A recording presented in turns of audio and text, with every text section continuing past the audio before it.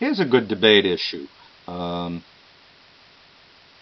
We basically want to know, should firms use downsizing when employees are no longer needed? What are some of the arguments for that, and what are some of the arguments against that? And this basically summarizes the two.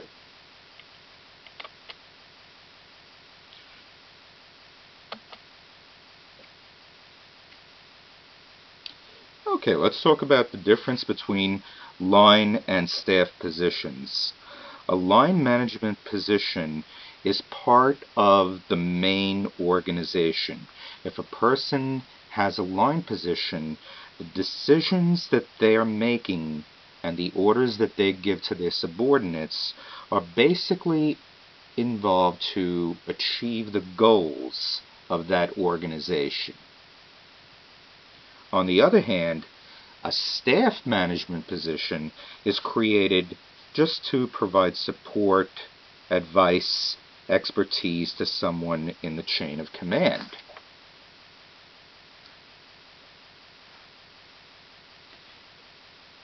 That's the difference in a factory. For instance, the production manager is someone who is basically involved in the production of that factory.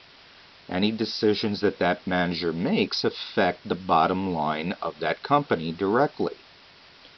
A personnel person or a human resources person, a legal person, a public affairs person, on the other hand, provides expertise to that person.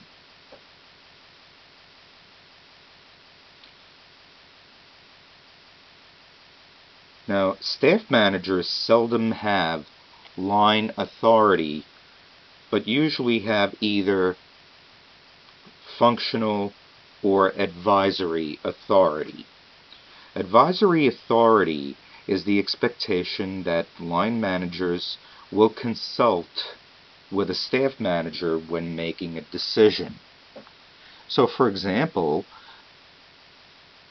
the factory might have a production manager that's in charge of hiring somebody to work on the production line. But before actually hiring that person has to go to someone in human resources or personnel to process papers for benefits and things like that. So the two types of managers work together. Functional authority is the fact that staff managers, even though they're not involved in the bottom line of that organization, have the ability to make decisions and issue directives, but only when it comes to their own area of expertise. So a recent study, for example, indicated that women executives are almost 2.5 times as likely to hold staff positions as line positions. Think about it. All right, what are some of the why do you think that happens among women? Why do they hold support positions rather than direct line positions? The other thing to think about is, look at your school. Now, if you look at the teachers and you look at the assistant principal, the principal, and people like that, they're involved in the direct function of that school. They would be line positions. The people that work in the cafeteria, the guidance counselors, they give advice. They provide other services, but they would be considered staff positions. As you can tell, staff positions.